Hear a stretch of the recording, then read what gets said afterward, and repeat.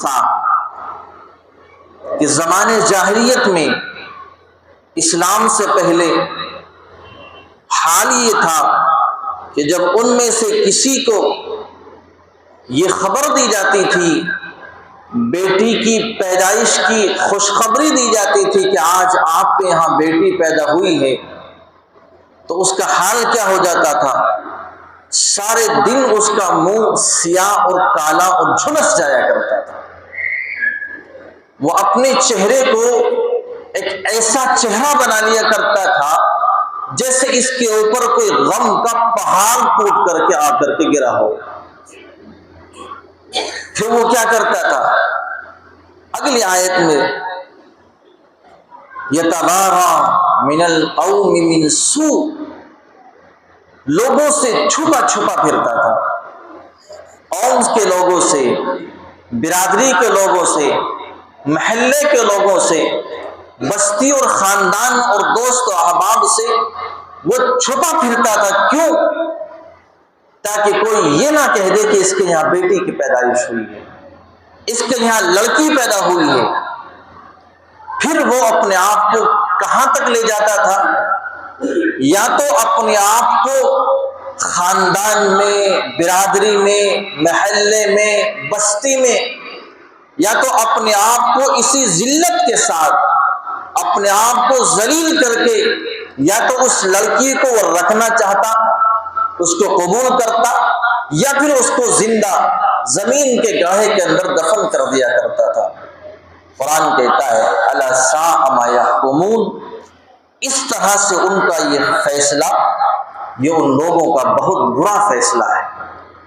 میں نے ایک اور آیت پڑھی وَإِذَا الْمَوْءُودَةُ سُئِلَتْ، سورۃ نمبر 81 اور آیت نمبر 8 اور 9، 8 اور 9، یہ 81 نمبر کی یعنی وہ سورت ہے جو ہم نماز میں بھی فجر میں کبھی کبھی پڑھتے ہیں، اذا الشمس كورت واذا النجوم انكدرت۔ چند آیتوں کے بعد پھر یہ والی آیت ہے جو میں نے پڑھی واذا الموءودة سئلت بأي ذنب قتلت۔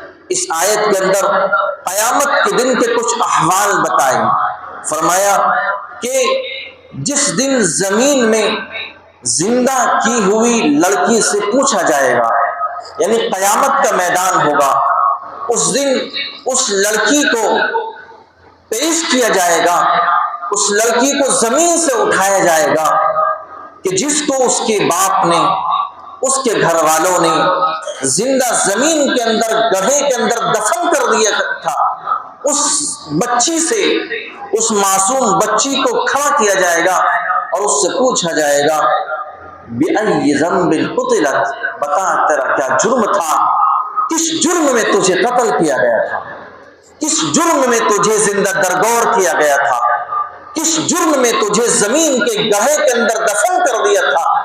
وہ معصوم بچی جس کو اس کے سنگ دل اور پتھر دل اور اتنے سخت دل انسان نے، کہ جس کے اندر انسانیت دم توڑ چکی تھی، جس کے اندر وحشانیت اور جس کے اندر درندگی اور انسانیت ختم ہو چکی تھی، درندگی اس کے اندر پیدا ہو چکی تھی، اس باپ کو سامنے کھڑا کر کے وہ معصوم بچی اپنے باپ کی ظالمانہ، اپنے باپ کا وہ سلوک اللہ کے سامنے بیان کرے گی، مجھے کیوں قتل کیا گیا تھا، مجھے کیوں کس جرم میں قتل کیا گیا تھا، یہ اللہ کے دربار میں سوال ہوگا۔ اور وہ بچی اسی باپ کا نام لے کر کے، اسی باپ کو سامنے کھڑا کر کے اللہ کے سامنے جواب دے گی۔ یہ زمانہ جہالت میں تھا۔ کیا آج بھی ایسا ہے؟ کیا آج بھی ایسا ہے؟ جی ہاں، آج بھی ایسا ہے۔ فرق اتنا ہے کہ اس دور کے اندر تو بچی کے پیدا ہونے کے بعد یا تھوڑا سا بڑا ہونے کے بعد زندہ زمین میں دفن کیا جاتا تھا، آج کا ماحول یہ ہے، پیٹ کے اندر ہی معلوم کر لیا جاتا تھا بچہ ہے یا بچی ہے، اگر معلوم ہو جاتا ہے تھا نہیں، پہلے کی بات نہیں، آج بھی یہ ہے، اگر یہ معلوم ہو جاتا ہے کہ اس میری بیوی کے پیٹ کے اندر لڑکی ہے تو اس کو پیٹ کے اندر ہی ختم کرنے کی پوری پلاننگ کر لی جاتی ہے۔ یہ آج کا ماحول ہے، بالکل یہ وہی حرکت ہے جو زمانہ جاہلت کے اندر حرکت کی جاتی تھی۔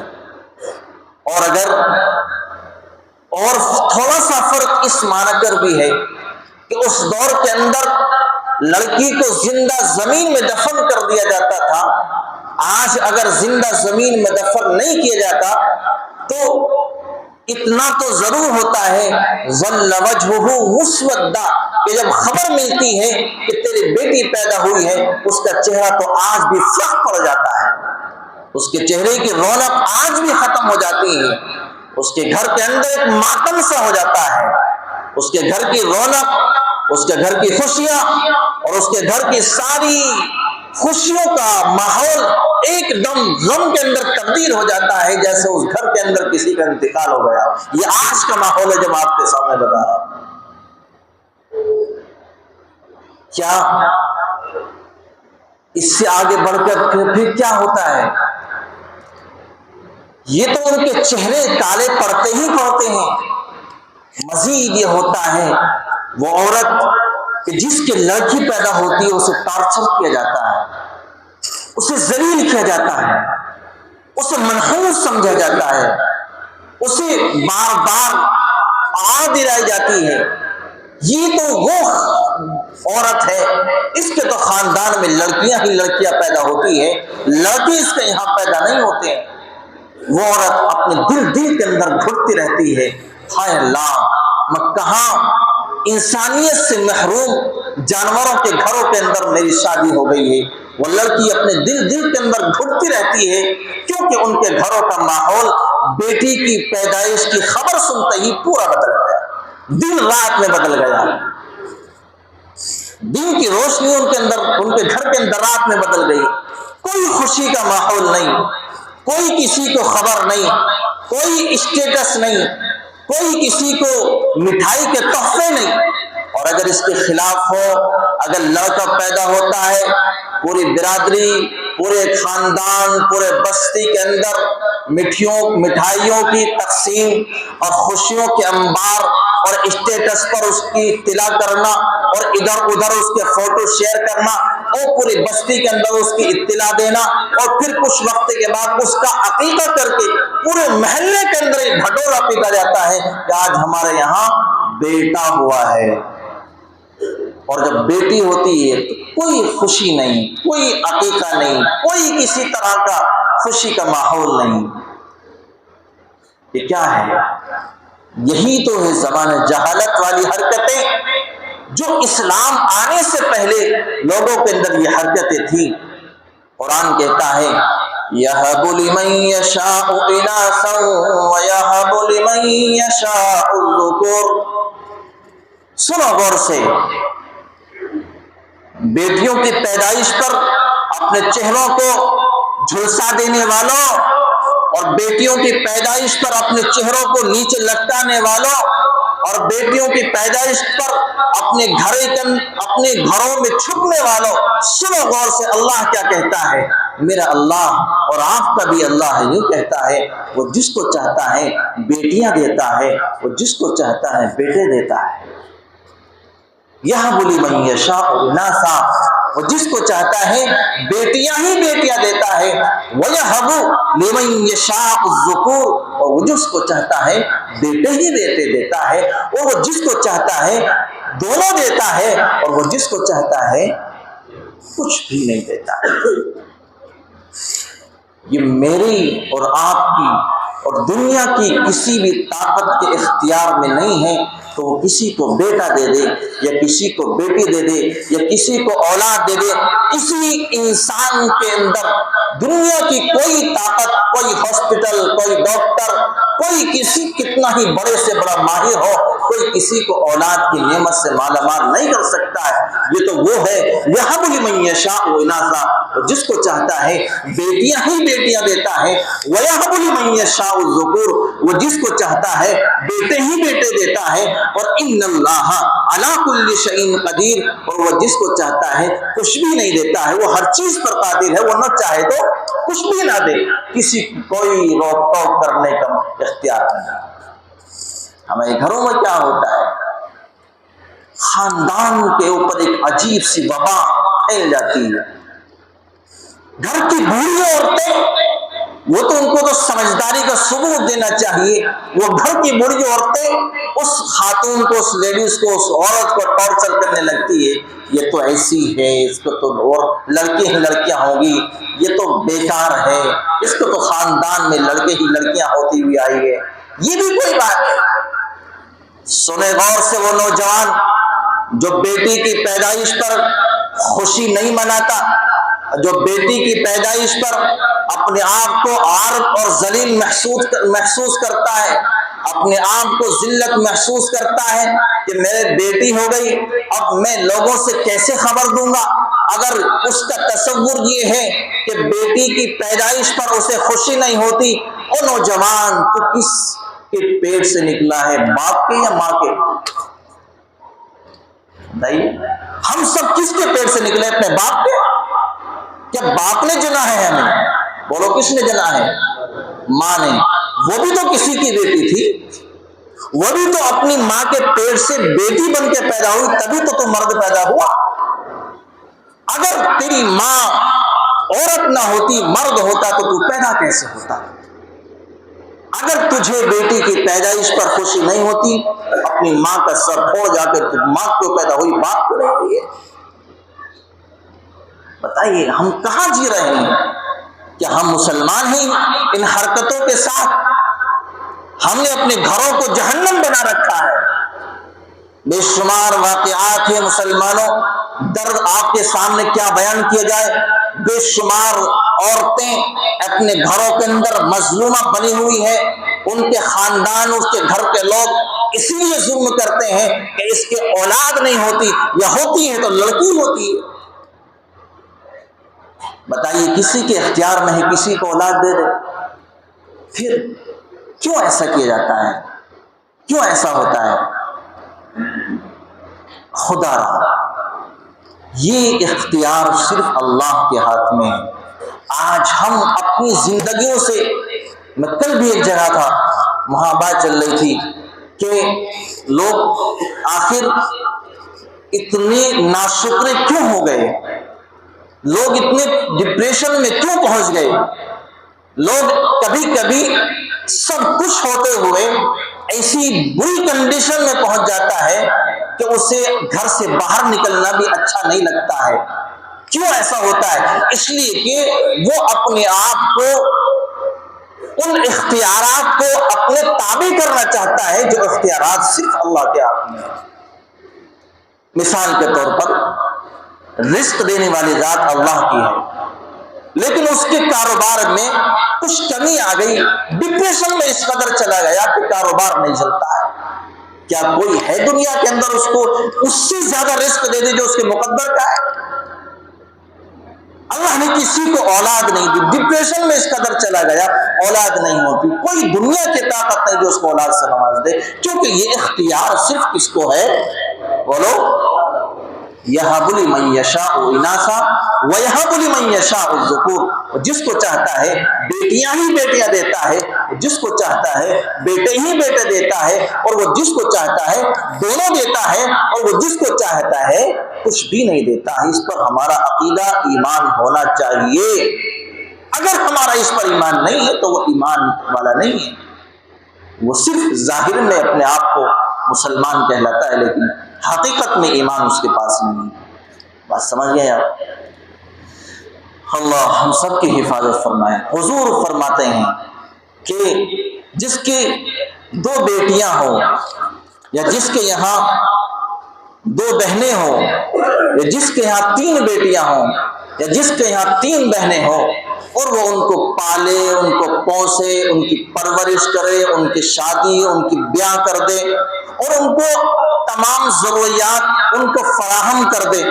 حضور فرماتے ہیں صلی اللہ تعالی علیہ وسلم کہ وہ اور میں قیامت کے دن ہم دونوں ایک ساتھ ہو، جنت میں وہ اور میں ایک ساتھ جائیں گے۔ جس نے اپنی بچوں کی، اپنی بیٹیوں کی، اپنی بہنوں کی صحیح پرورش کری، ان کو تمام ضروریات ان کی جو ہو سکتی تھی وہ ان کو پہنچائی، اور حضور فرماتے ہیں تو وہ اور میں ایک ساتھ جنت میں ہوں گے۔ یہ میرے نبی نے ضمانت دی ہے۔ اور حضور پاک صلی اللہ تعالی علیہ وسلم کا فرمان ایک اور سنتے جاؤ۔ حضور نے فرمایا کہ جو شخص بیٹیوں کی طرف سے کسی مصیبت میں یا کسی آزمائش میں پڑ جائے، جو شخص بیٹیوں کی طرف سے کسی مصیبت یا آزمائش میں پڑ جائے، یعنی اس کو بیٹیوں کی وجہ سے کسی طرح کی تکلیف ہو جائے، یا رشتوں میں آنے میں دیر ہو رہی ہے، یا شادی کے بعد لڑکی اپنے گھر پر آ کر کے بیٹھ جائے، طلاق ہو جائے یا شوہر کا انتقال ہو جائے، تو حضور فرماتے ہیں صلی اللہ تعالی علیہ وسلم کہ بہترین صدقہ وہ ہے، بہترین صدقہ وہ ہے جو اس بیٹی یا اس بہن پر خرچ کیا جائے کہ جو بیاہ ہونے کے بعد کسی طلاق کی نوبت کی وجہ سے یا شوہر کے انتقال کی وجہ سے تمہارے گھر پر آ کر کے بیٹھ جائے۔ حضور فرماتے ہیں اس سے بہترین صدقہ کوئی نہیں ہے۔ اپنی بیٹیوں، اپنے بہنوں کے ساتھ اچھا سلوک کیا کرو۔ اور میں بتاؤں آگے بڑھ کر کے ایک بات اور بتاؤں، باپ جب مرتا ہے نا، باپ جب مرتا ہے اس کا جنازہ رکھا ہوتا ہے، اس کے مرنے کی اطلاع آس پاس ہو جاتی ہے، لیکن باپ کے مرنے پر رونق کب آتی ہے؟ جب باہر روڈ سے روتی ہوئی اس کی بیٹی آتی ہے، تب اس کے مرنے پر اس کی جو ہے رونق آتی ہے کہ ہاں کسی کا انتقال ہوا ہے۔ بیٹے جس کی پیدائش پر آج تم اور ہم خوشیاں مناتے ہیں، سب سے زیادہ ماں باپ کو عمر سے پہلے بوڑھا کرنے والے ان کے اولادوں میں ان کے لڑکے ہیں، لڑکے نہیں۔ یاد رکھیں آپ اس بات کو، کچھ ماں باپ بوڑھے ہوتے ہیں اپنی عمر سے، آج کے دور میں کچھ ماں باپ بوڑھے ہیں اپنی اولاد کے غلط سلوک کرنے کی وجہ سے۔ زندگی تباہ ہو گئی، زندگی جہنم بن گئی۔ کیوں؟ بیٹا ایسا ہو گیا، بیٹا ایسا ہو گیا، بیٹا بات نہیں مانتا۔ ارے یہ وہی تو بیٹا ہے جس کے پیدا ہونے پر تو نے پورے محلے بستی کے اندر خوشیاں منائی تھی، اور یہ بیٹیاں وہ ہیں جس کو تو یوں سوچتا ہے کہ یہ بیٹی بھی بیٹیاں ہوتی تو مجھے آج سکون ملتا، جن کی پیدائش پر تجھے غم ہوا تھا، جس کی پیدائش پر تجھے کوئی خوشی نہیں ہوئی تھی۔ بیٹوں کی پیدائش پر خوشی مناتے ہیں، بڑے ہو کر کے سوچتے ہیں بیٹے بھی بیٹیاں ہوتی سکون ملتا، اور بیٹیوں کی پیدائش پر ناخوش ہوتے ہیں، پھر بعد میں سوچتے ہیں کہ اللہ تعالیٰ شکر ہے کہ اللہ نے ان کو بیٹیاں بنایا۔ اور اگر بیٹی زحمت ہوتی، میرے اور آپ کے نبی کی نسل رسول اللہ صلی اللہ علیہ وسلم کی نسل جو ہم تک چلی ہے بیٹوں سے نہیں، آپ کے بیٹے اسی وقت انتقال کر چکے تھے۔ میرے اور آپ کی نبی کی جو نسل ہم تک پہنچی ہوئی ہے یہ آپ کی بیٹیوں کے صدقے میں ہے، تو ہم بچ کر کے کہاں جائیں گے؟ ہم تو عورتوں کے صدقے میں ہی تو ہم دنیا پر جی رہے ہیں، ان ماں و بہنوں کے صدقے میں تو ہم دنیا پر جی رہے ہیں۔ میں نے بھی بتایا اگر ماں نہ ہوتی تو ہم بتاؤ زمین پر کیسے آتے؟ کیا باپ اولاد کو پیدا کرتا ہے؟ کیا باپ اپنے پیٹ میں بچے کو رکھتا ہے؟ یہ ماں ہے، یہ عورت ہے جو اپنے 9 مہینے اپنے بچے کو اپنے پیٹ کے اندر رکھتی ہے، سارے درد سہتی ہے، سسرال کا ٹارچر بھی اس کو برابر ملتا ہے، اس کے بعد ساری تکلیفیں جھیلتی ہے اس اولاد کی خاطر۔ پھر جب یہی اولاد بڑی ہوتی ہے پھر پریشان کرتی ہے تو کلیجہ منہ کا آتا ہے ان کی داستانیں سنتے ہوئے۔